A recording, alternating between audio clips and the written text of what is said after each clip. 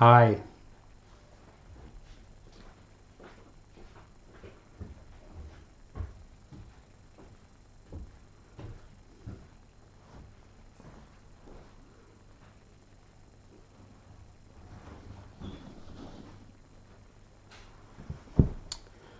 I want to talk about the great advantages of non-addictive, tasty, tongue-absorbed powder medicines in pocket dispensers.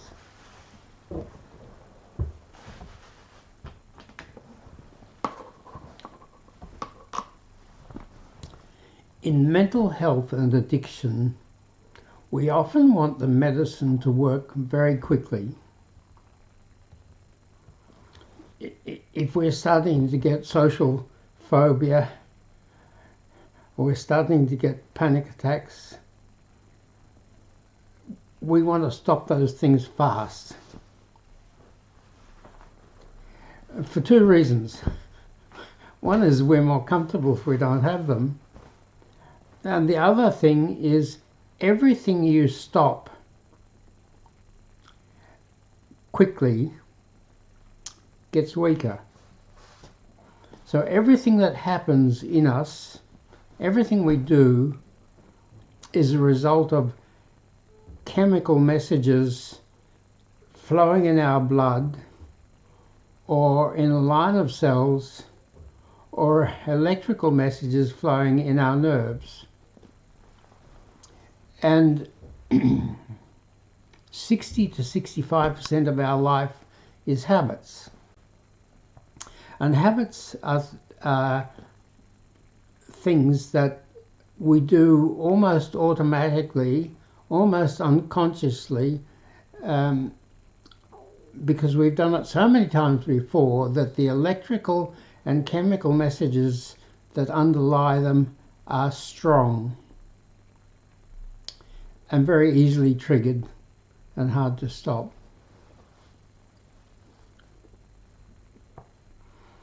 The problem with tablets and capsules is that when we swallow them, they go right down our gut and by an indirect pathway into our general circulation and take half an hour to an hour to start to work and 1 to 2 hours to work strongly. Whereas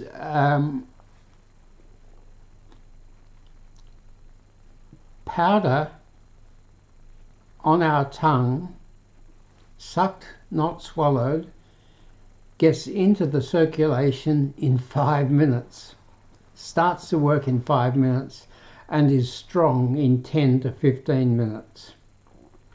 Our tongue is pink or red because the blood vessels are so close under the surface, and when we drop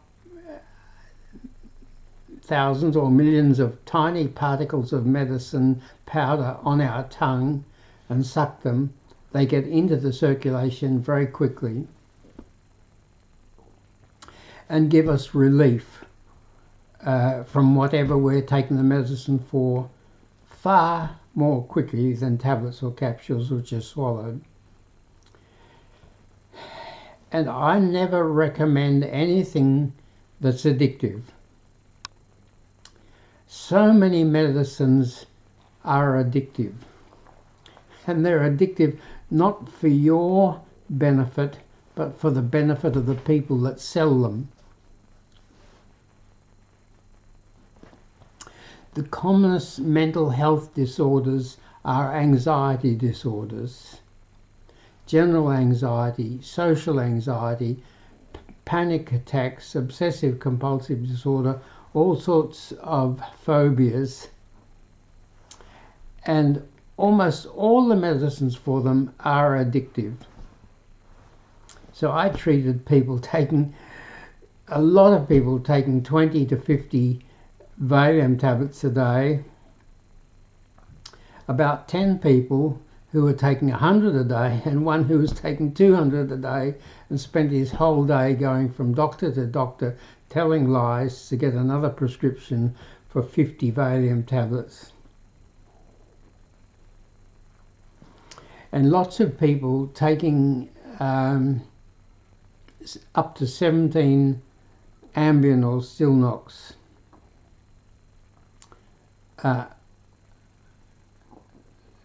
And up to 30 calming addictive painkiller medicines. And another of the common mental health disorders is ADD, ADHD, attention deficit disorder, attention hyperactivity attention disorder. And all three of the main medicines for ADD are addictive: dexamphetamine, Ritalin and Adderall. So to overcome the problem of their addictiveness, the authorities restricted the prescribing of them to paediatricians and psychiatrists. So the people who live in the better end of town and have got enough money can usually get those medicines for ADD from a paediatrician or a psychiatrist. But a lot of the people who don't live in the better end of town, who don't have much money, who are impatient because impulsiveness is one of the three main characteristics of ADD, go down the street and are sitting ducks for street drug pushers who sell them street drug stimulants. Nicotine in tobacco, ice or crystal meth, cocaine, ecstasy, MDMA, and they give relief for ADD to begin with, but very soon the person requires such big amounts that their situation is horrible. Half the time they're hanging out and they're worse than they were before they started because they can't afford to get any more. And they resort to crime and to starvation and to homelessness to pay for their street drugs.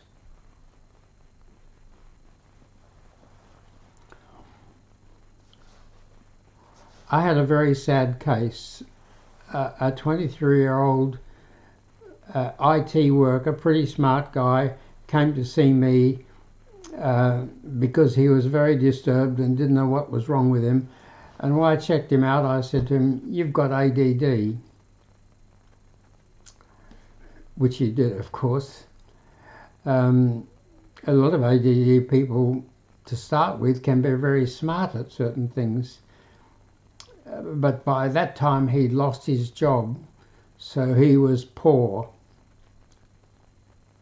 And I said to him, "I'm just a GP. I can't prescribe those medicines. Only paediatricians and psychiatrists can prescribe them. You're too old for a paediatrician, and there's no point in me sending you to a psychiatrist, even if you could afford it," which he couldn't, because they're not allowed to prescribe these addictive medicines for ADD for people who are addicts. And you've been taking street drugs and you're not a bad addict, but you're on your way.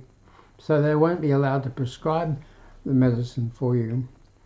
And I said to him, "There's a medicine which I've never prescribed before, but which is a stimulant, which is not addictive, because it's only about half as strong as the usual ADD medicines, but it has the great advantage that it works for 8 to 12 hours, whereas the other medicines mostly only work 3 or 4 hours." So I gave him a prescription for 30 tablets of this stimulant, modafinil, and it worked wonderfully for him. He was just completely better and he was so happy. Except that 30 tablets cost him $143, and he weighed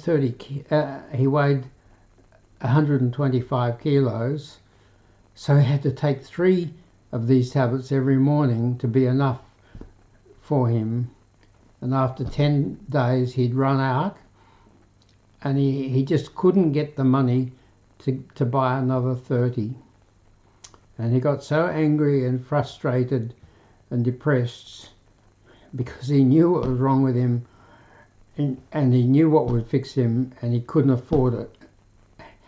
And it was subsidized if a psychiatrist prescribed it, but he couldn't afford to go to a psychiatrist, and he would have had to wait anyway, and most psychiatrists won't see addicts. So he got very depressed and angry and hung himself. And then I found I could have got double strength modafinil tablets from India for 50 cents each. So for 75 cents a day, 1.5 double strength tablets, he would have been fine, and he could have afforded that. So from then on, we kept getting modafinil in from India and treating ADD people, because in Australia, any medicine that's illegal that is legal in Australia, it's legal to import 3 months worth for a patient.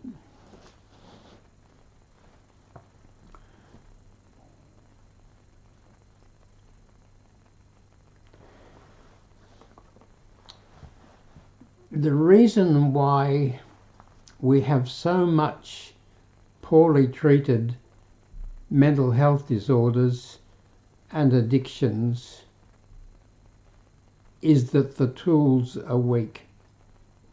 Today we do everything with good tools.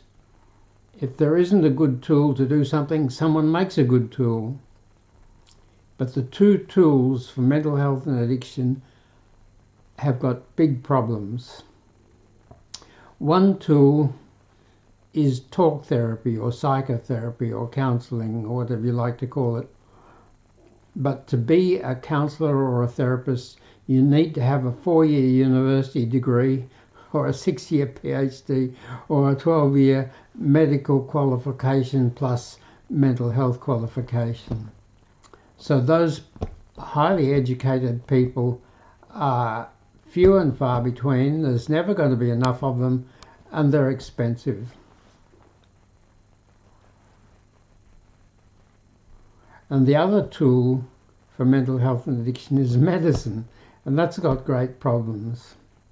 The people who take medicines want them to work quickly, get them better, and then stop taking the medicine. But the businesses that make medicines want them to take as much medicine as possible for as long as possible, and if possible, stay on it for the rest of their life.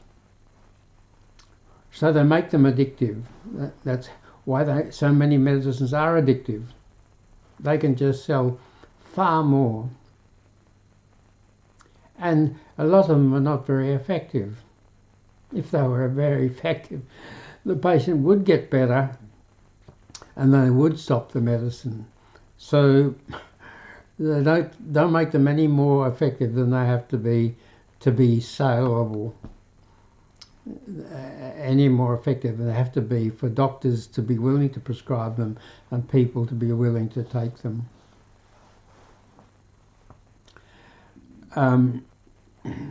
When I started to work with addicts in the late 1990s, I did what everyone else was doing, which was prescribing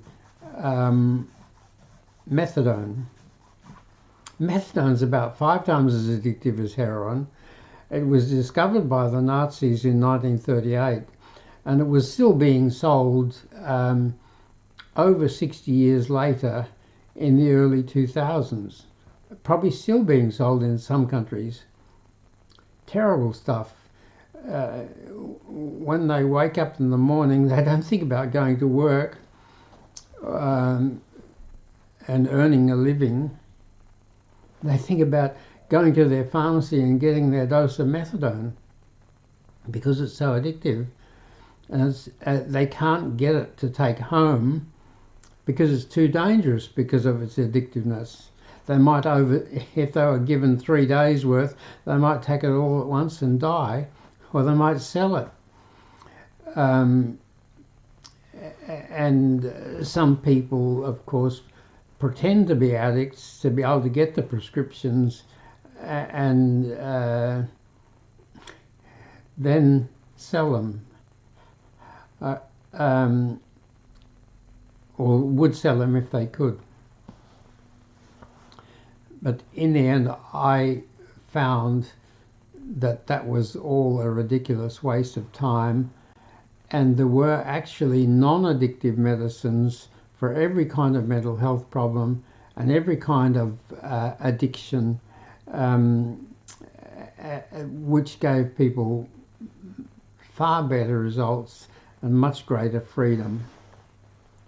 When you have to keep on getting your methadone from one pharmacy, you can't go anywhere that you can't get to that pharmacy pretty quickly. Then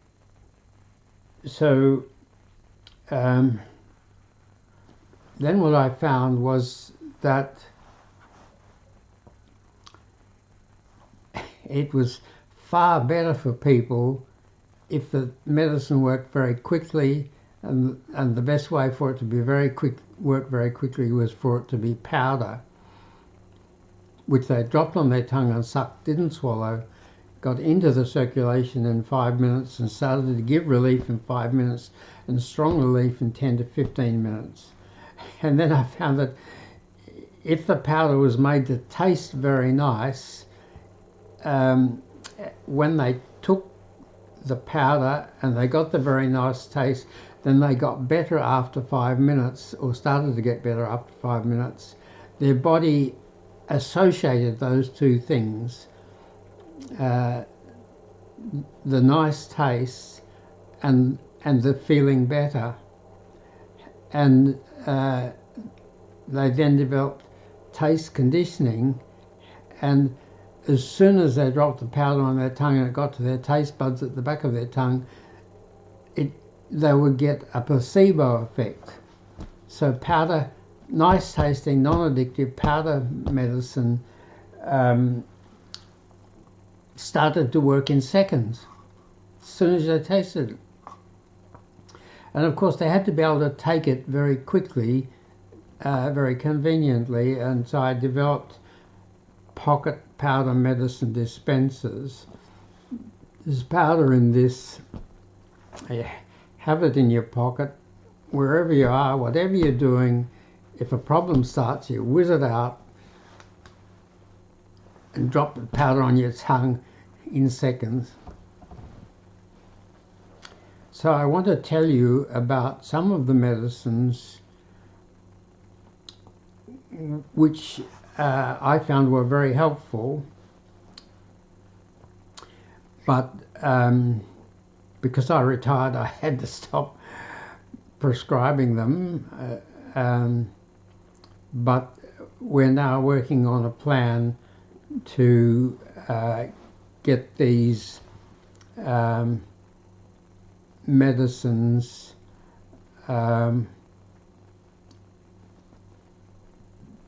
made available from other sources.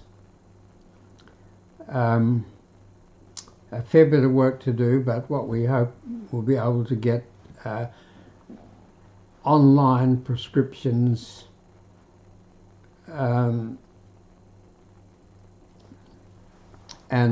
I've just sent a lot of money to Ningbo in China to get 5,000 newer, better pocket dispensers made, but it's going to be a couple of months before I'll have them.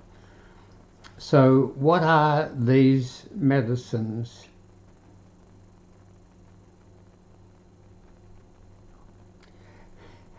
I've given them names. The first one is Calmfast. Calmfast is a combination of baclofen, which is a a very slightly addictive tranquilizer, mirtazapine, which is a non-addictive, very calming antidepressant, and low-dose naltrexone, which boosts your endorphins and your immune system, which helps to stop pain and distress and makes you feel better. And that combination, dropped on your tongue anytime, anywhere, from a pocket dispenser, gives people relief from anxiety, insomnia, post-traumatic stress disorder, and craving for alcohol, heroin, and addictive painkillers.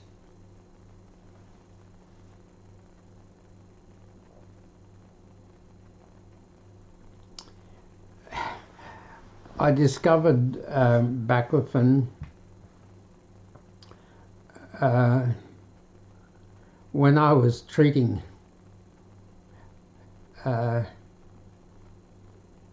hundreds and hundreds of heroin addicts, and a lot of them were very anxious, and it was a real problem because all the tranquilizers were addictive: Valium, Seropax, Mogadon, and so on. Rohypnol was one that one doctor was giving all these addicts to.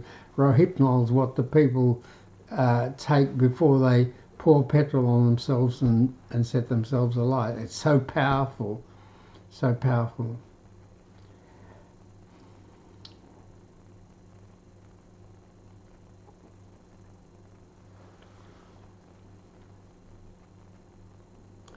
There are some other non-addictive calming medicines that occasionally are better than Calmfast. They include major tranquilized antipsychotics like aripiprazole, mood stabilizers like lamotrigine and carbamazepine, which are anti-epilepsy medicines, the calming antidepressant mirtazapine on its own, and the low-dose naltrexone on its own, and the slightly addictive baclofen.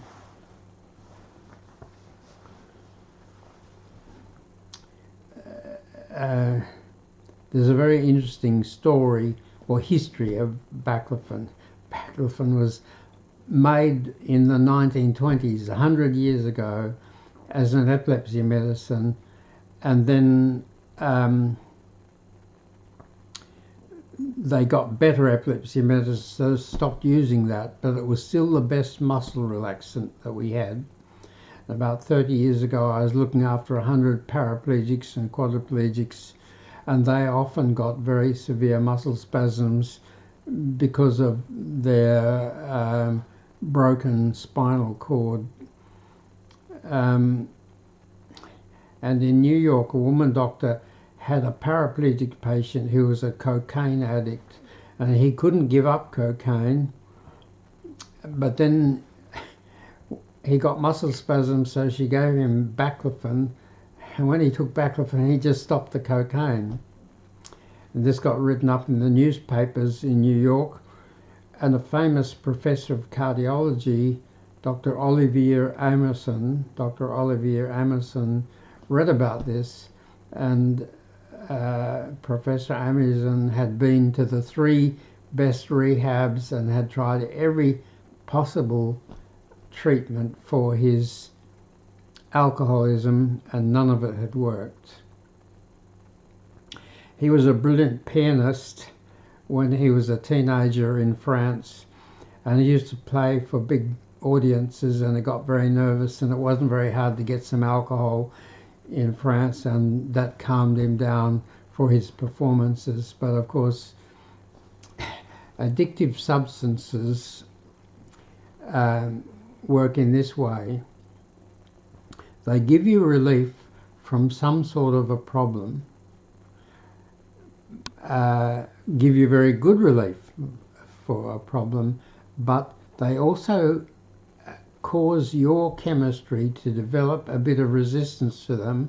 So the next time you take them, you have to have a bit bigger dose because it has to overcome the problem and also overcome that bit of resistance.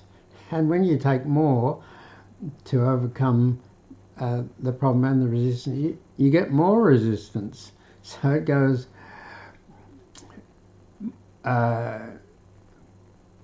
problem comes back, take a bigger dose of the addictive substance to overcome the problem and the resistance and get greater resistance. And in the end, people are taking very large amounts of the addictive substance to suppress the problem, and it's not really suppressing the problem because their resistance to the addictive substance makes it ineffective, but they can't stop it because their chemistry is so messed up by all this addictive substance that they hang out very badly if they stop it. So they're between the devil and the deep blue sea. They have to take the addictive substance in large amounts, which is very costly, and it doesn't really solve their problem anymore, but they can't stop it because they'll get withdrawals. But and with baclofen, it was a wonderful medicine for all these heroin addicts, but it was slightly addictive. I thought it wasn't when I first read about it, but it was slightly addictive. And I had 2 patients, heroin patients, who got great relief with it, but ended up on 9 tablets a day, which worried me. One was an Asian woman who had a couple of kids, was a big heroin user, and her husband had just died a few days before from a heroin overdose. And she found baclofen was wonderful, but she gradually got up to 9 tablets a day. So that's when I made Calm Fast, mixed a smaller amount of baclofen with some mirtazapine and some low-dose naltrexone, and that smaller amount of baclofen didn't cause the bigger and bigger doses, and she got much better. Another combination I call non-addictive low day fix and low night fix powder medicines. That's a combination. The low day fix is for people who get depressed during the day or feel low during the day in mood, energy, concentration and so on. Antidepressants take up to 2 weeks to start to work, and that's a pretty desperate time for a lot of people, and some of them go the way of street drugs, which work straight away if they inject them or smoke them.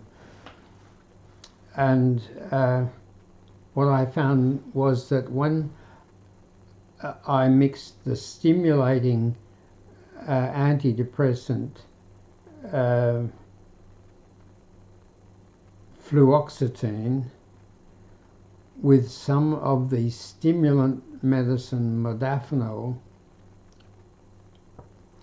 the modafinil worked straight away, which gave them hope and relief, and they could keep going until the antidepressant worked, which might work in 4 or 5 days, but might not work for 2 weeks or sometimes even 3 weeks.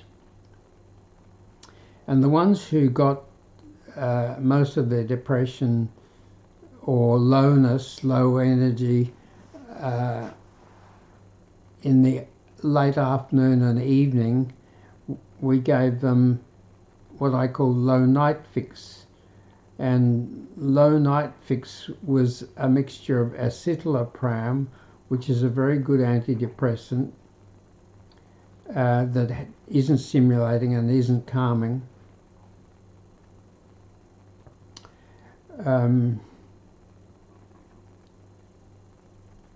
Mixed with low-dose naltrexone.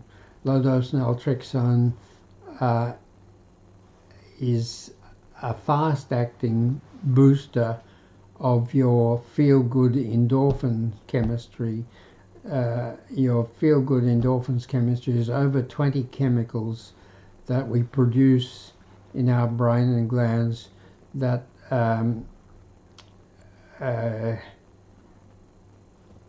reduces pain and distress and boosts our endorphins. So that combination taken at lunchtime or after lunch would help people a lot who had problems in the evening. And of course some people needed to take both.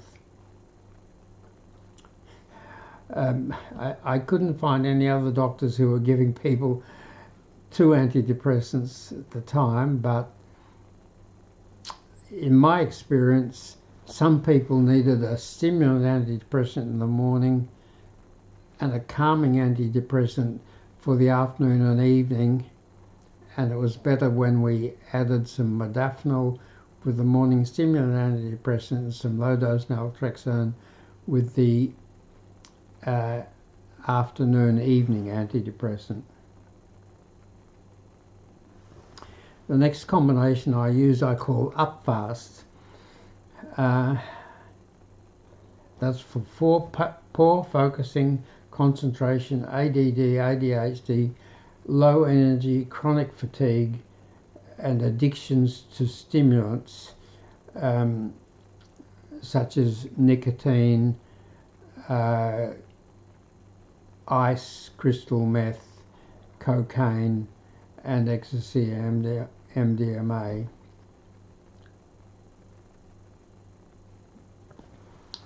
The Upfast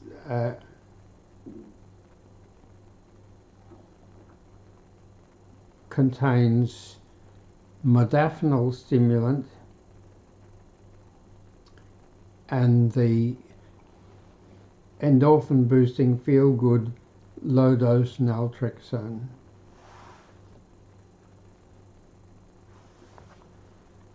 Another combination I called Anger Fix.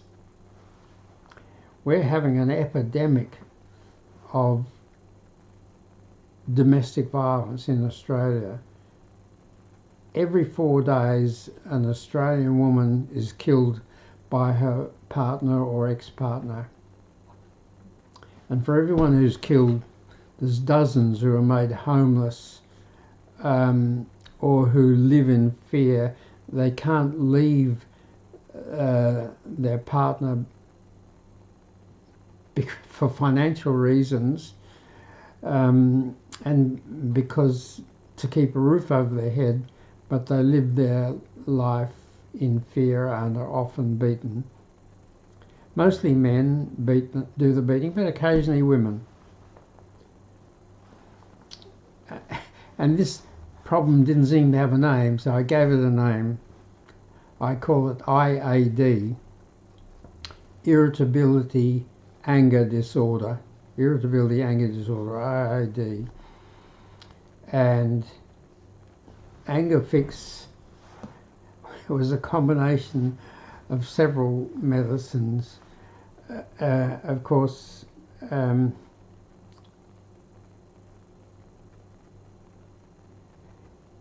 it had in it the calming medicine baclofen and the calming medicine mirtazapine, which is an antidepressant, because there's often a degree of depression involved in this, and the mood stabilizers, which are really anti-epilepsy medicines, because anti-epilepsy medicines calm anger in a lot of people. Some anger is just bullying. People get what they want by getting angry and making everybody frightened and jump to and do whatever they want. But a lot of anger is almost like epilepsy. It's something that happens in your brain you do not have any control over, and you're just very easily triggered into irritability and anger. And I believe that this is because people had nasty things happen to them, often since they were a baby, that made them irritable and angry. Not every mother was perfect, not every father was perfect, not every home and family were perfect. And some babies had a hard time and they cried a lot and they didn't smile very much, and they got irritable and angry. And the chemical and electrical flows that underlie that became habits. Because babies with difficulties became difficult children, and problems create problems. And I think that's how IAD, irritability anger disorder, develops. And this combination of baclofen, mirtazapine, and epilepsy medicine, carbamazepine or lamotrigine were usually the best, and low-dose naltrexone fixed that. And then there's tobacco fix.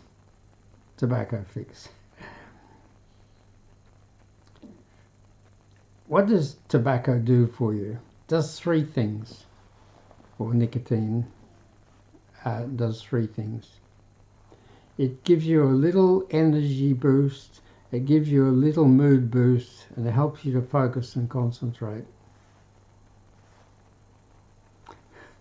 I had coffee with a friend this morning who's a retired head of the education department at the local university, and I can remember 50 years ago I got him to come to the Montessori school where my children were going to give us some advice. He was a great educator and had written about 15 textbooks, some of which sell for $300 still, even though he's long retired. And when we got down to sorting some questions out, he started to smoke one cigarette after another. And I didn't fully realise the value of nicotine then for help people to focus and concentrate, but it does help them to focus and concentrate. But tobacco kills about 7 million people a year in the world each year, and for every one it kills, it ruins life in the end for another 10 or 20 people. And if they smoked in the home, which everybody used to do, their partner and children would have problems as well, asthma and that sort of thing. But tobacco fix does the same three things: a little boost in energy, a little boost in mood, and better concentration. And how do we achieve that? Well, it's got some modafinil in it, the stimulant, and it's got a little bit of nicotine in it. The nicotine tablets you buy are usually 4 milligrams, but I just put 0.5 milligram of nicotine in each dose, which just helps people to stop smoking a bit faster, and then it's not very hard to get off 0.5 milligram later. when they've reduced their smoking a lot. And of course, the low-dose naltrexone, which boosts their feel-good endorphin chemicals. And on Tobacco Fix, it's usually fairly easy for people to reduce their smoking by about a quarter every 2 weeks and get off it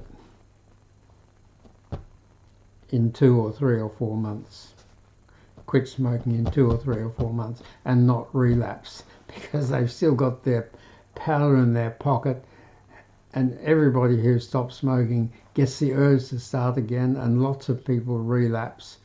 But if you've got your Anger Fix in your pocket, you can whiz it out anywhere, anytime, on the bus, driving the car, in your office, anywhere, and prevent the relapse. A lot of the tough old timers, especially in AA, were very keen on going cold turkey. Just make up your mind and say no, stop. Well, that might be all right if it works, but it doesn't very often work, which is why people continue smoking and end up with very serious consequences. So make it easy, and you can do it, not much of a problem. And as you reduce the smoking and the nicotine, your chemistry gradually comes back to normal, which makes you stronger and happier and healthier, and you can just quit.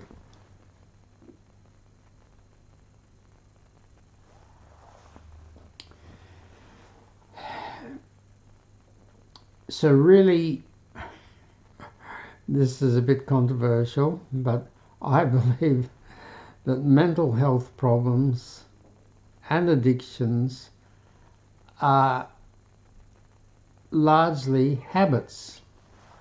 What is a habit?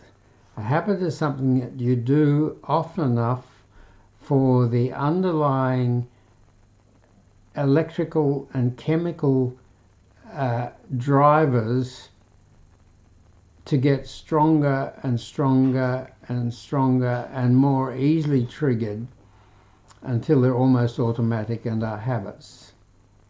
And the way that you break these habits is that you do the opposite. You delay the addictive substance. When you want to have a smoke, you put it off for half an hour. And when you delay habits like that, you weaken them. And when you weaken them, you can delay it a bit longer the next time. And then you can delay it a bit longer the next time. And eventually you end up that sometimes you cannot do it. And when you don't do it, that weakens it quickly. And then you quit. But it's much easier to do that with the right medicines in a powder pocket medicine dispenser. It's so much easier to delay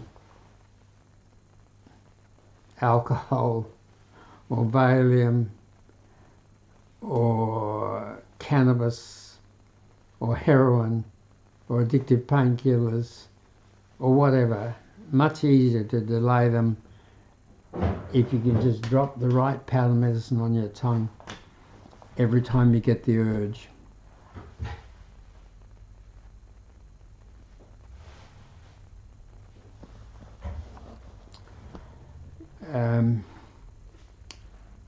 Yeah.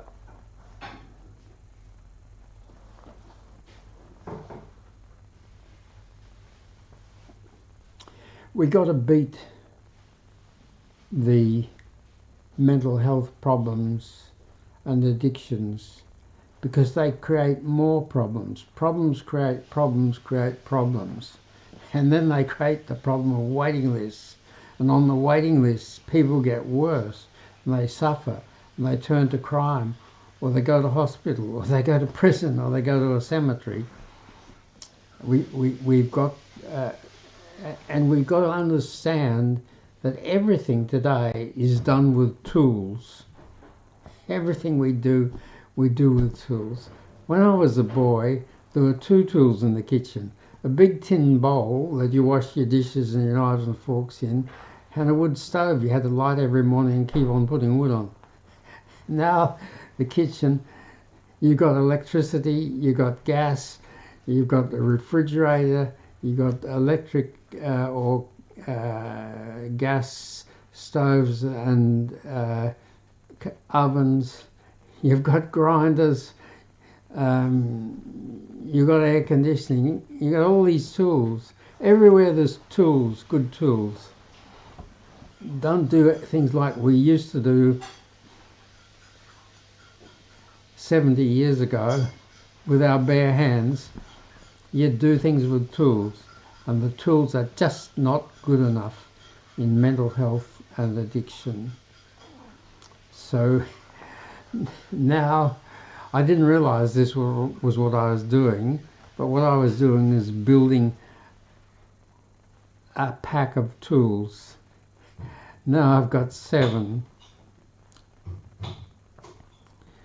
The first is 100 under-a-minute videos that cover everything in mental health and addiction, and a few social and physical things. My original videos were 7 to 12 minutes, and people 10 years ago, my first video was 7 to 12 minutes. I can't remember how long, but it got 10,000 viewings in 9 months, and I thought I knew what I was doing. So I made another 8, which didn't get as many views, and slowly less and less people were looking at it, looking at them. So I thought, I better do them better. So I spent a lot of time and work making 31 7 to 12 minute videos that were as perfect as I could get them, and they didn't get watched either. And then I found that people wanted TikTok videos under a minute, and it took me a while to get to 1 minute. 7 to 12 minutes, 5 minutes, 3 minutes, 2 minutes, eventually 1 minute, and they work much better. So videos, everybody needs to understand what their problems are, and understand the causes, and understand the treatments. And if I as a doctor had to explain that to everyone, they had to have lots and lots of consultations, which were at least half an hour, maybe longer. I just didn't have time for that. And if they had money and they could go to see a psychologist or a psychiatrist and have 1 hour consultation, that was pretty expensive, and not many people could afford that. So if they went to the free government clinics, they had very long waiting lists. And a lot of people got no talk therapy, and almost nobody, as far as I could tell, got enough talk therapy. It was just a weak tool. And the same with addictive medicines. You go to a psychologist and they, oh no, not medicines, we'll talk to you. And you go to the doctor and they just write out a prescription and don't want to talk, haven't got time to talk to you. As a family doctor, I used to make 15-minute appointments, but a lot of people made 10-minute appointments, and then with bulk billing had got to 6-minute appointments. It had to be more than 5 minutes to get the standard consultation fee, but so it was 6 minutes. Didn't work. yeah, so videos, websites. I had a website which I call mentalhealthvideos.a-to-z.com. Got everything in it in detail, and not that many people go to that website. So recently we've made a new one which we call smilefix.com, and that's much shorter, and it got the most important things in much more compact form. Not very well developed yet, but we're working on it. Lots of things to work on.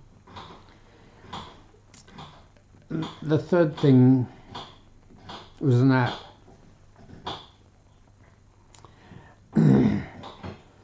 When you see a mental health patient, you need an hour to take the history and work it all out. And I didn't have an hour. I just got too busy, so I did a 20-question checklist, paper checklist, and got my nurse to do that with the patients before I saw them, and then I could see them and in 5 minutes look at the result of the checklist and ask them a couple of questions and achieve what I would have achieved in 25 minutes if I saw them right from the beginning without the checklist.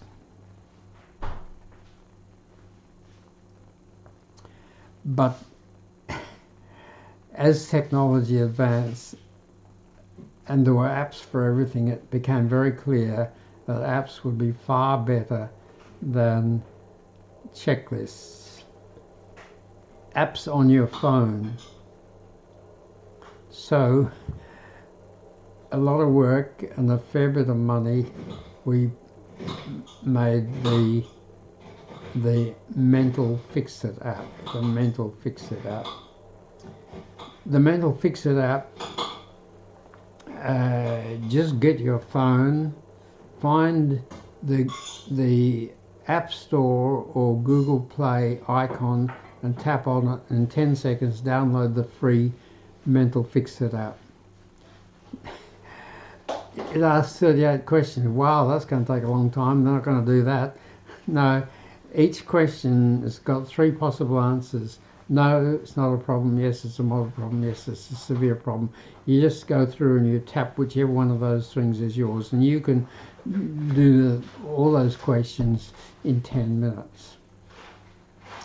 And any questions that you tap no, not a problem, twice, only ask the questions every 4th time. So pretty soon you can do the app in 7 minutes and then 5 minutes. As all the no, not a problem questions don't get asked, and as severe problems become moderate problems and moderate problems become minor problems or not problems, and then they don't get asked. And as you tap your answer, choice of answers for the last question, an instant report comes up on the screen that tells you 4 things. It tells you which 6 of our 100 videos will help your particular problems most. There's 100 videos. Which ones do you watch? You can't watch them all. Some people watch a lot of them, but you can't watch them all. So the app in 10 minutes or less will tell you which 6 videos you can immediately watch, which will immediately give you understanding of your problems and what caused them and how to fix them. Also, the instant report tells you which medicines are most likely to work for you, and you can research them online and then discuss them with your doctor, get a prescription. Also gives you a list of all your problems. Everything you've tapped yes, severe, or yes, moderate is in a list. The worst problems at the top of the list down to the least problems at the bottom of the list. So Schizophrenia, big problem, score of 15. Serious post-traumatic stress disorder, big problem, 12, score of 12.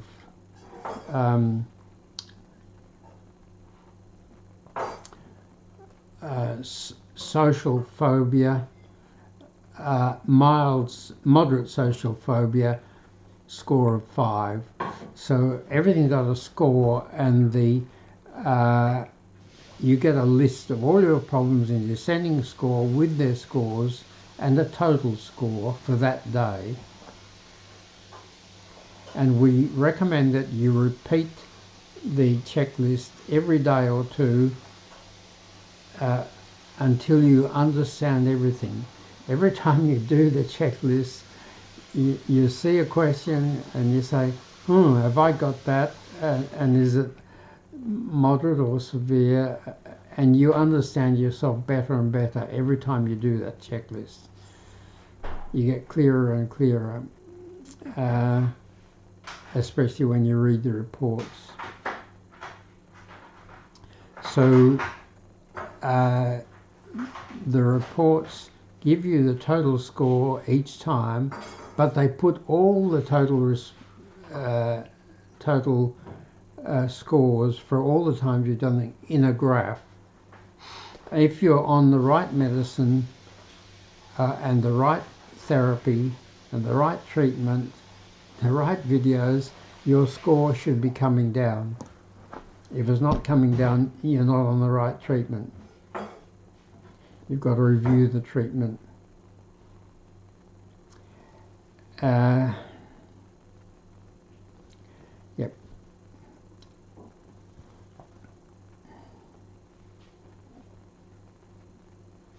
So the tools, I've got 7. So the first one is under a minute videos, 100.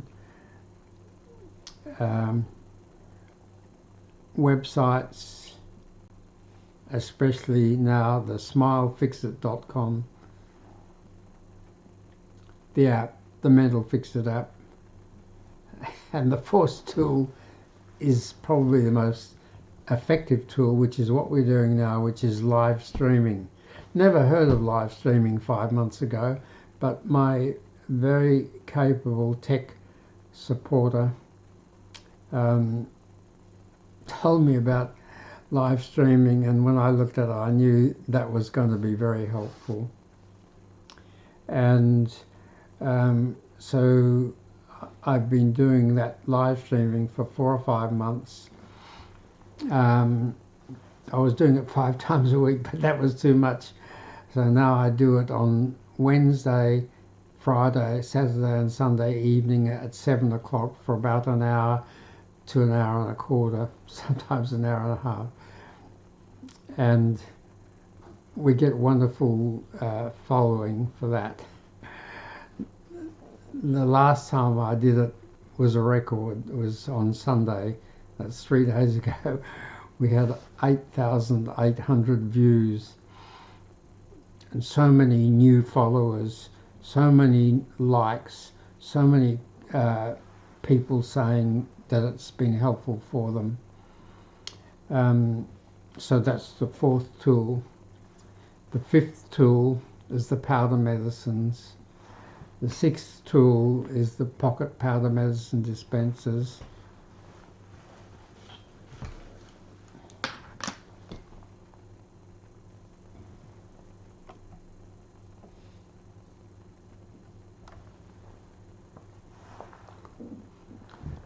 The 6th tool is the pocket powder medicines dispensers. The 7th tool is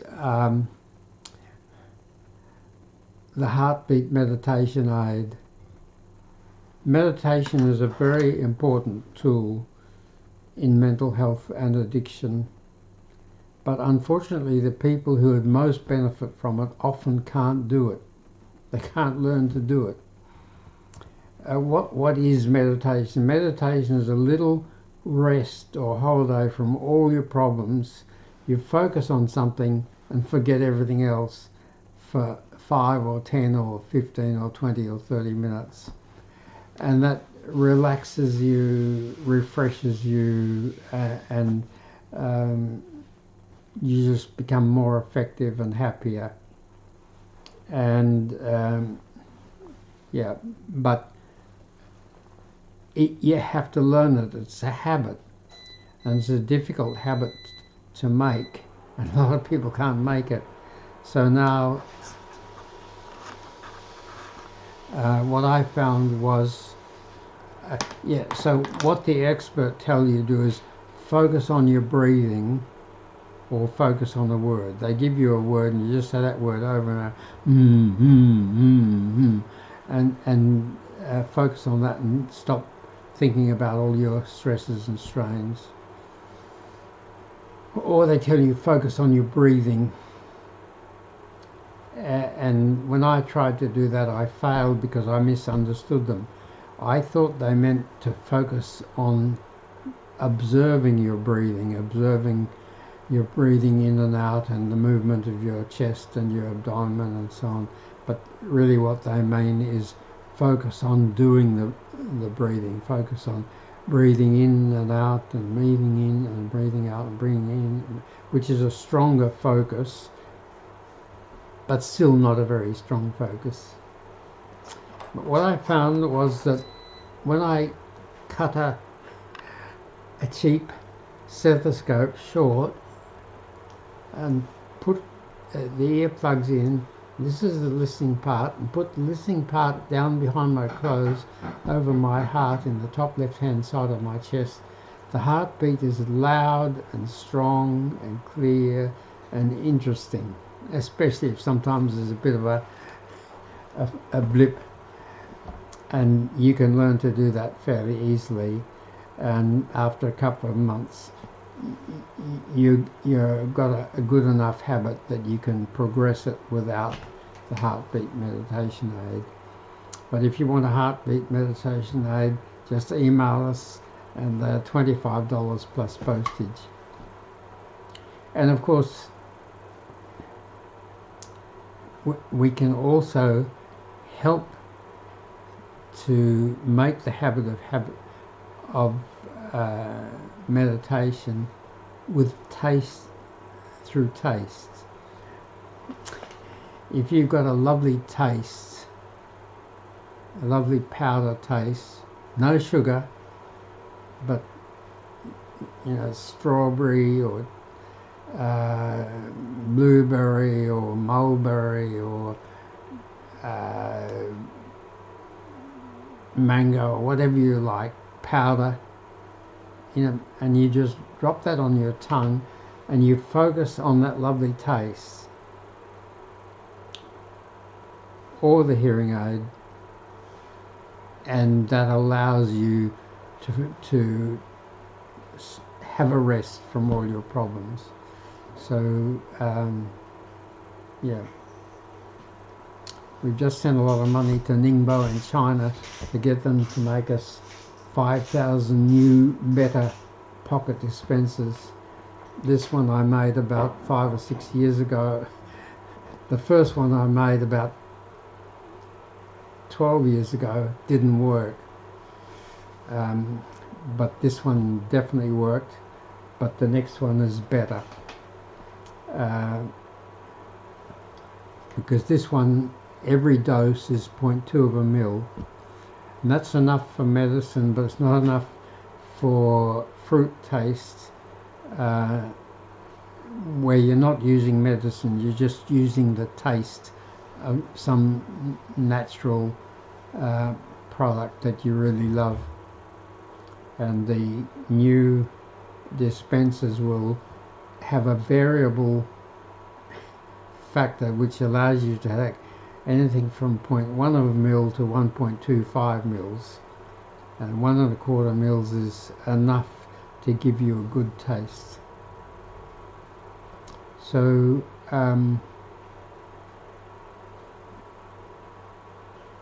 yeah, 7 tools. I've got 2 more tools in mind, but I haven't got them going yet. Will I tell you or won't I? I'll tell you. You might have some suggestions to help me with. One is what I'm going to call, I might think of a better name, I'm going to call it Phone Treasure. Phone Treasure. On your phone, you have all these wonderful things that you love. Beautiful music, furry animals, babies playing tricks, beautiful scenes, beautiful sayings, and everything that you like. And anytime, anywhere, you can just whiz your phone out and just enjoy some phone treasure. And you see something that you love and you can add it.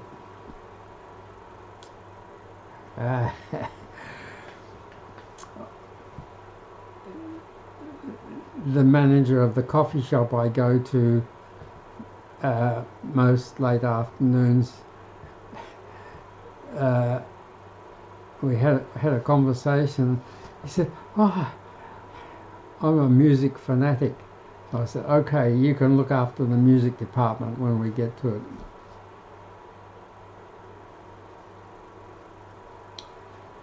There's another tool, but I'll talk about that another time. So I apologize that I'm very old and I'm not good at technology. In fact, I'm terrible at technology, and my memory is now so bad. Unbelievable. I can remember the expression on people's faces 80 years ago when I was a child, and I can't remember, did I take my blood pressure medicine 10 minutes ago or didn't I? I have to write it down every time. But anyway, that's my excuse for not being able to do a lot of technology things very well. And I know that there are a lot of people who've asked questions and so on, and I haven't found them and haven't replied to them. But please, I really want to hear from you, your questions, your suggestions, your criticisms, and I'll do my best. Every time after the live streaming, I go to the section on new followers and see any comments that they made, and then the section who liked it. One day recently we got 105 new followers. The live streaming got 8,800 viewers. That's a record. I mean, we usually only get 2 or 3 or 4,000, but sometimes 4 or 5,000, and we got 8,800. Another time I had 8,700. So a lot of new followers. Some of them have got comments that encourage us or inform us, and then the people who put likes often have comments that how we can make it better, or something that they couldn't make it work. A few people have difficulty downloading the Mental Fix It app on their phone. You just have to tap the App Store icon if it's an iPhone, or the Google Play icon if it's an Android. But if that doesn't work for you, go to smilefixit.com and it's very easy there. So I'd like to reply to everybody, and I do reply to a lot of people, but sometimes I miss things. So okay, so today is Wednesday, so I'll be back again 7 o'clock on Friday, Saturday and Sunday, which 7 o'clock in Perth is 9 p.m. in Sydney and Melbourne, and 7 a.m. in New York, and 4 a.m. in Los Angeles. But sometimes we get 10 or 20% of our viewers from the US. I don't know if they stayed up late or they got up early, but we must soon start to do a session at a time which will be inconvenient here, but good for them there, because I believe that this stuff that I've worked on for such a long time and so intensively can help people all over the world.